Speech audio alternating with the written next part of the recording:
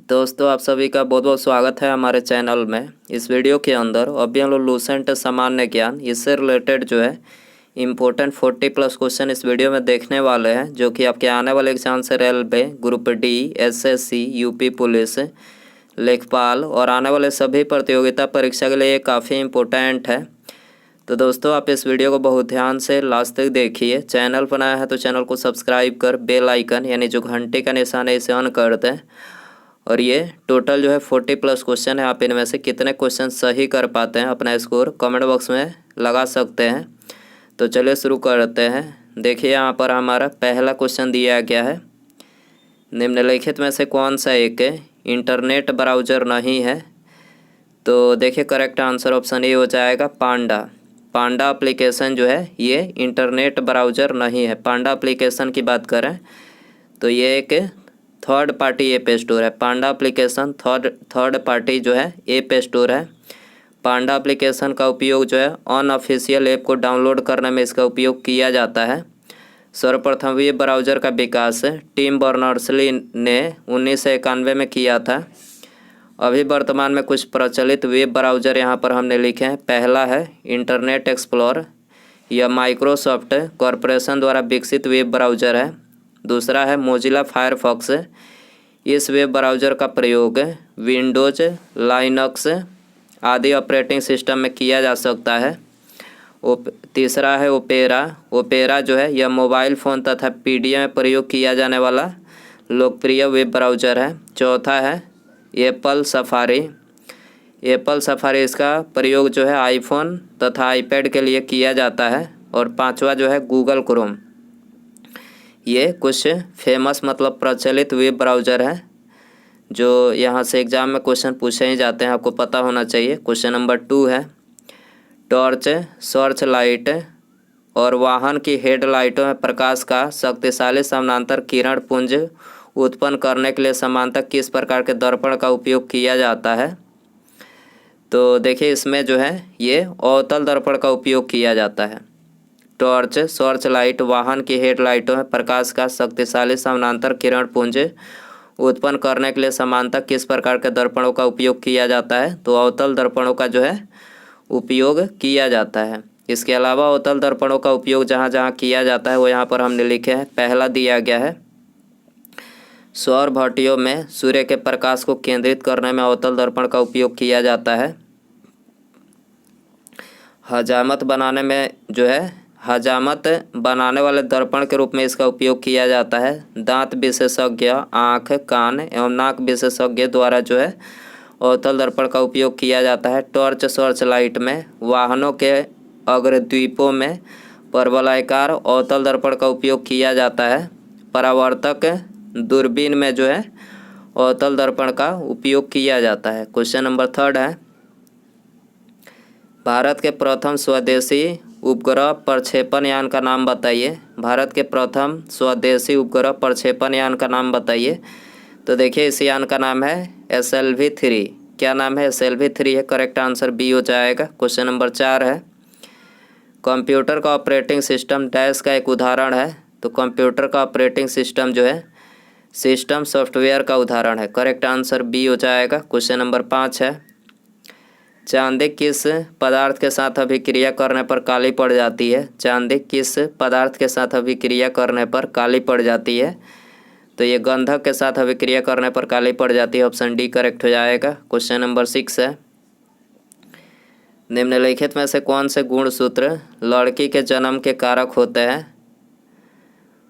तो लड़की के लिए जो है XX गुणसूत्र उत्तरदायी होता है, ठीक है। जबकि लड़का की बात करें तो लड़के के लिए जो गुणसूत्र उत्तरदायी होता है वो होता है XY, ठीक है। और लिंग निर्धारण किस पर निर्भर करता है। तो पुरुषों के गुणसूत्र पर, ठीक है। पुरुषों के गुणसूत्र पर जो है लिंग निर्धारण निर्भर करता है। मानव जाति में 23 जोड़ी अर्थात 46 गुणसूत्र होते हैं। आपको पता होना चाहिए, मानव जाति में 23 जोड़ी में 23 होते हैं और इस तरह से 46 गुणसूत्र होते हैं। निम्नलिखित में से कौन सा एक कंप्यूटर का आंतरिक हिस्सा नहीं है। कौन सा एक कंप्यूटर का आंतरिक हिस्सा नहीं है। तो करेक्ट आंसर ऑप्शन डी हो जाएगा। फ्लैश ड्राइव जो है कंप्यूटर का आंतरिक हिस्सा नहीं है। बाकी ये तीनों जो है आंतरिक हिस्सा है, रैम, मदरबोर्ड और वीडियो कार्ड, तीनों क्या है? कंप्यूटर के आंतरिक हिस्सा है। पशुओं के इनमें से किस फाइलम में उनके पैर जुड़े होते हैं? पशुओं के इनमें से किस फाइलम में उनके पैर जुड़े होते हैं? तो आर्थ्रोपोडा के जुड़े होते हैं। ऑप्शन डी करेक्ट हो जाएगा। चंद्रमा के लिए भारत के पहले अंतरिक्ष यान मिशन चंद्रयान फर्स्ट को डैश द्वारा सफलतापूर्वक प्रक्षेपित किया गया था। तो चंद्रयान फर्स्ट को किसके द्वारा सफलतापूर्वक प्रक्षेपित किया गया था? PSLV C11 के द्वारा। याद रखना है, PSLV C11 के द्वारा चंद्रमा के लिए भारत के पहले अंतरिक्ष यान चंद्रयान फर्स्ट को प्रक्षेपित किया गया था। करेक्ट आंसर ये हो जाएगा। क्वेश्चन नंबर 10 है, इनमें से कौन सा एक ताम्र अयस्क है? तो करेक्ट आंसर सी हो जाएगा, मैलाकाइट। मैलाकाइट जो है एक ताम्र अयस्क है। इसके अलावा यहाँ पर आयरन के कुछ महत्वपूर्ण अयस्क के नाम लिखे हैं। आयरन के महत्वपूर्ण अयस्क है हेमेटाइट, लिमोनाइट, मैग्नेटाइट जिसे लेड स्टोन भी बोला जाता है, सीडेराइट और आयरन पाइराइट। ये सभी क्या है? आयरन के अयस्क है। निम्नलिखित में से कौन सा अंटार्कटिका में स्थित भारतीय अनुसंधान केंद्र नहीं है? कौन सा अंटार्कटिका में स्थित भारतीय अनुसंधान केंद्र नहीं है? तो करेक्ट आंसर डी हो जाएगा, दक्षिण यमुनोत्री। दक्षिण यमुनोत्री जो है अंटार्कटिका में स्थित भारतीय अनुसंधान केंद्र नहीं है। E300 का सामान्य नाम बताइए। E300 का सामान्य नाम क्या है? Vitamin C. बी आंसर हो जाएगा। इसके अलावा यहाँ पर हमने विटामिन और उनके रासायनिक नाम लिखे हैं। विटामिन ए की बात करें तो इसका रासायनिक नाम जो है रेटिनॉल है। Vitamin B1 thiamine, vitamin C स्कर्बिक अम्ल, vitamin K phylloquinone, vitamin B9 folic acid, vitamin B7 biotin. किस संधि पर हस्ताक्षर के बाद यूरोपीय समुदाय को यूरोपीय संघ के रूप में जाना जाने लगा? तो करेक्ट आंसर सी हो जाएगा, द ट्रीटी ऑफ मास्ट्रिच 1992 के संधि पर हस्ताक्षर के बाद जो है यूरोपीय समुदाय को यूरोपीय संघ के रूप में जाना लगा। भारत में सांप्रदायिक निर्वाचन के जनक किसे कहा जाता है? भारत में सांप्रदायिक निर्वाचन के जनक किसे कहा जाता है? तो देखिए ये कहा जाता है लॉर्ड मिंटो द्वितीय को। लॉर्ड मिंटो द्वितीय को कहा जाता है। ऑप्शन सी करेक्ट हो जाएगा। भारत के कृषि एवं किसान कल्याण मंत्रालय ने प्रतिवर्ष डैश को राष्ट्रीय महिला किसान दिवस मनाने की घोषणा की है। भारत के कृषि एवं किसान कल्याण मंत्रालय ने प्रतिवर्ष डैश को राष्ट्रीय महिला किसान दिवस मनाने की घोषणा की है। तो ये प्रति वर्ष जो है 15 अक्टूबर को मनाने की घोषणा की है। ऑप्शन ए करेक्ट हो जाएगा। भारतीय संविधान के भाग 4 का अनुच्छेद 43 भी डैश से संबंधित है। तो भाग 4 का 43 बी किससे संबंधित है? सहकारी समितियों से संबंधित है। ऑप्शन डी करेक्ट हो जाएगा। क्वेश्चन नंबर 17 है, 1901 में प्रथम नोबेल शांति पुरस्कार विजेता हेनरी ड्यूरेंट ने किस संगठन का गठन किया था? तो देखिए ये गठन किया था इंटरनेशनल रेड क्रॉस का। ठीक है, ऑप्शन डी करेक्ट हो जाएगा। क्वेश्चन नंबर 18 है, पूर्वी भारत की प्रधानमंत्री ऊर्जा गंगा परियोजना किससे संबंधित है? पूर्वी भारत की प्रधानमंत्री ऊर्जा गंगा परियोजना किससे संबंधित है? तो ये प्राकृतिक गैस की पाइपलाइन से संबंधित है। ऑप्शन ए करेक्ट हो जाएगा। क्वेश्चन नंबर 19 है, हमारे शरीर में नमक की मात्रा कितनी होती है? तो 0.4% जो है हमारे शरीर में नमक की मात्रा होती है। दोस्तों यदि आपको वीडियो पसंद आ रहा है तो प्लीज़ वीडियो को लाइक करें, अपने दोस्तों में शेयर करें। चैनल पर नया है तो चैनल को सब्सक्राइब करके बेल आइकन ऑन रखें ताकि जब भी मैं कोई नई वीडियो अपलोड करूँ उसका नोटिफिकेशन आपको समय से मिल सके।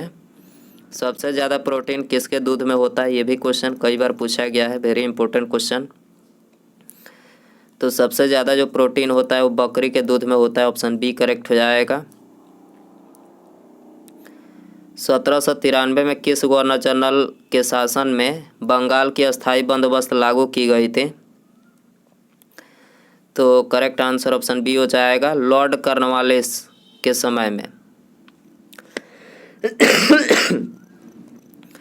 लॉर्ड कॉर्नवालिस के समय में जो है बंगाल की स्थायी बंदोबस्त लागू की गई थी। इन्हीं के समय में जो है मतलब लॉर्ड कॉर्नवालिस ने ही जो है भारत में सिविल सेवा का इनको जो है जन्मदाता कहा जाता है। इसके अलावा इनको भारत में पुलिस सेवा का भी जन्मदाता कहा जाता है। क्वेश्चन नंबर 22 है, इनमें से कौन सी कार्यवाही सविनय अवज्ञा आंदोलन के शुरू होने की वजह बनी? तो करेक्ट आंसर ऑप्शन सी हो जाएगा डांडी यात्रा। डांडी यात्रा सविनय अवज्ञा आंदोलन के शुरू होने की वजह बनी। डांडी यात्रा की बात करें तो 12 मार्च 1930 को ये शुरू हुई और 6 अप्रैल 1930 तक ये चली थी डांडी यात्रा। डांडी मार्च में 78 अनुयायियों के साथ महात्मा गांधी ने साबरमती आश्रम अहमदाबाद से डांडी नवसारी जिला गुजरात तक जो है पैदल यात्रा की थी। 6 अप्रैल 1930 को डांडी में अवैध रूप से नमक बनाकर नमक कानून तोड़ा गया। किसके द्वारा? महात्मा गांधी जी के द्वारा। याद रखना है। 23 है, नोबेल शांति पुरस्कार से सम्मानित होने वाले प्रथम चीनी नागरिक का नाम बताइए। तो पहले चीनी यात्री नोबेल पुरस्कार से सम्मानित होने वाले ये है लियू सियाओबो। सियाओबो जो है ये नोबेल शांति पुरस्कार से सम्मानित होने वाले प्रथम चीनी नागरिक हैं।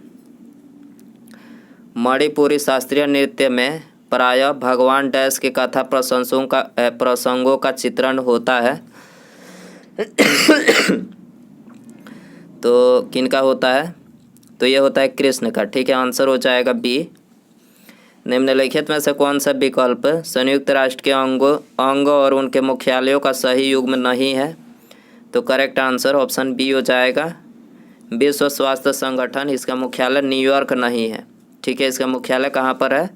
इसका मुख्यालय जेनेवा स्विट्जरलैंड में स्थित है। विश्व स्वास्थ्य संगठन इसकी स्थापना 7 अप्रैल 1948 को की गई थी। इसके अलावा बाकी ये तीनों करेक्ट हैं। तीनों करेक्ट है। इंटरनेशनल कोर्ट ऑफ जस्टिस इसका मुख्यालय हैंग में है। अंतर्राष्ट्रीय राष्ट्र शैक्षणिक और विज्ञान एवं संस्कृति संगठन इसका मुख्यालय पेरिस में है। अंतर्राष्ट्रीय परमाणु ऊर्जा एजेंसी इसका मुख्यालय वियना में है। 26 है, ब्रिटिश प्रधानमंत्री विंस्टन चर्चिल को डैश के लिए नोबेल पुरस्कार मिला था। तो ये साहित्य के लिए जो है नोबेल पुरस्कार मिला था। करेक्ट आंसर सी हो जाएगा। विंस्टन चर्चिल की बात करें तो विंस्टन चर्चिल एकमात्र ब्रिटेन के प्रधानमंत्री हैं जिसे वर्ष 1953 में नोबेल पुरस्कार मिला था। विंस्टन चर्चिल द्वितीय विश्व युद्ध के समय ब्रिटेन का प्रधानमंत्री था। 27 है, देश और उनकी राजधानी को इनमें से कौन सा युग्म सुमेलित नहीं है? तो देखिए यहाँ पर जो है पहला ही सुमेलित नहीं है, कजाकिस्तान सुमेलित नहीं है। 28 है, ताप विद्युत संयंत्र और उनके स्थान का इनमें से कौन सा युग्म सुमेलित नहीं है? तो करेक्ट आंसर ऑप्शन बी हो जाएगा, तालचर जो है ये सुमेलित नहीं है। प्रधानमंत्री मुद्रा योजना का क्या उद्देश्य है? प्रधानमंत्री मुद्रा योजना का क्या उद्देश्य है? तो देखिए इसका उद्देश्य है गैर कारपोरेट लघु व्यापार क्षेत्र को वित्तीय सहायता का प्रावधान। प्रधानमंत्री मुद्रा योजना का क्या उद्देश्य है? तो गैर कारपोरेट लघु व्यापार क्षेत्र को वित्तीय सहायता का प्रावधान जो इसका उद्देश्य है। ताजमहल के सजावट के लिए मुख्यतः किस वस्तु तकनीक का इस्तेमाल किया गया था? ताजमहल के सजावट के लिए मुख्यतः किस वस्तु तकनीक का इस्तेमाल किया गया था? तो ये पिएट्रा ड्यूरा का इस्तेमाल किया गया था। पिएट्रा ड्यूरा का इस्तेमाल किया गया था। करेक्ट आंसर ऑप्शन सी हो जाएगा। निम्नलिखित में से कौन से सिंधु नदी की सहायक नदी नहीं है? कौन से सिंधु नदी की सहायक नदी नहीं है? तो करेक्ट आंसर सी हो जाएगा, गोमती जो है सिंधु नदी की सहायक नदी नहीं है। सिंधु की सहायक नदियां हैं झेलम, चिनाब, रावी, ब्यास, सतलज। गोमती नदी की बात करें तो गोमती नदी सरयू नदी की सहायक नदी है। गोमती नदी उत्तर प्रदेश की नदी है जो गोमत ताल से निकलती है। सिंधु नदी का उद्गम तिब्बत के मानसरोवर के निकट है सानो ख्याबाब हिमनद से हुआ है। झेलम नदी की बात करें तो झेलम नदी का उद्गम जम्मू कश्मीर के बेरीनाग या शेषनाग झील है। किस प्रकार की मिट्टी में कपास का उत्पादन सबसे अच्छा होता है? तो कपास का उत्पादन सबसे अच्छा जो है ये काली मिट्टी में होता है, जिसे रेगुर मिट्टी के नाम से जाना जाता है। करेक्ट आंसर ये हो जाएगा। और ये सबसे अधिक महाराष्ट्र राज्य में पाया जाता है काली मिट्टी। निम्नलिखित में से किसने संवाद कौमुदी अखबार की शुरुआत की? संवाद कौमुदी अखबार की शुरुआत राजा राम मोहन राय ने किया था। ठीक है, आंसर हो जाएगा डी। असहयोग आंदोलन के दौरान गांधी जी ने किस सम्मान को लौटाया था? केसरे हिंद को लौटाया था। ठीक है, केसरे हिंद को ऑप्शन ए करेक्ट हो जाएगा। भटकल बंदरगाह कहाँ स्थित है? भटकल बंदरगाह कहाँ स्थित है? तो देखिए ये स्थित है कर्नाटक में। आंसर हो जाएगा बी। भारत में सर्वाधिक जैव विविधता किस घाटी में पाई जाती है? तो सर्वाधिक जैव विविधता जो है ये पाई जाती है शांत घाटी में। और आंसर हो जाएगा ऑप्शन सी 37 है। क्षय रोग मानव शरीर के किस भाग को प्रभावित करता है? तो देखिए ये फेफड़े को प्रभावित करता है। करेक्ट आंसर ऑप्शन ए हो जाएगा। धातुओं में सबसे कम घनत्व वाला तत्व कौन सा है? धातुओं में सबसे कम घनत्व वाला तत्व कौन सा है? तो ये है लिथियम। कौन सा है? लिथियम है। करेक्ट आंसर ऑप्शन बी हो जाएगा। किसी तत्व का रासायनिक गुण कौन तय करता है? किसी तत्व का रासायनिक गुण कौन तय करता है? तो इलेक्ट्रॉन की संख्या तय करता है। ठीक है, करेक्ट आंसर सी हो जाएगा।